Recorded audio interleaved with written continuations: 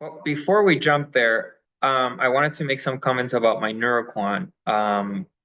So, these regions that I've highlighted here that I'm marking here in red would be considered on the atrophy side for me. And just to give you an idea of how I would go about reading this NeuroQuant, the things that stand out here for me are whole brain. So the entire brain, in terms of percentile rank, is considered small, and basically I would say clinically abnormally small. This region, which is just the forebrain parenchyma, is most of your brain minus a few other regions. Basically, what these are sort of indicating is overall the brain looks small, and that tends to be associated with developmental issues or developmental disorders or things like that. You tend to see that very commonly. That something may have happened back in the past during the first 8, 9, 10 years of your life, where the whole brain just had there were some challenges in terms of developmental part. The white matter tracts are very small also, so it's kind of falls in line with the whole brain, and that usually ties into blood flow issues and communication issues between different brain regions. And then the other one that stands out to me here is this region called the medial orbitofrontal region and the cortex in the frontal part of your brain.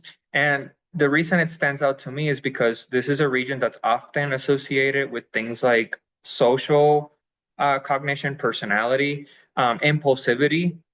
And so when I look at this pattern overall, I'm thinking, this kind of looks like an ADHD brain based on pre-existing literature. You see some developmental brain developmental issues going on.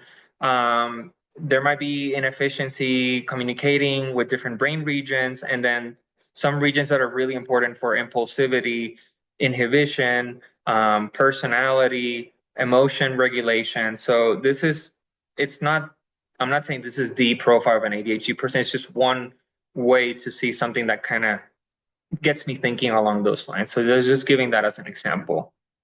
And then going back to this, I highlighted this because this is very indicative or suggestive of right enlargement of the ventricles. We talked about that in the first workshop, so I'm thinking immediately, well, potential TBI concussion history, and it is kind of asymmetrical. You can see that the right side is more enlarged relative to the left side, and potentially maybe some history for endotoxin exposure based on Dr. Shoemaker's work, maybe.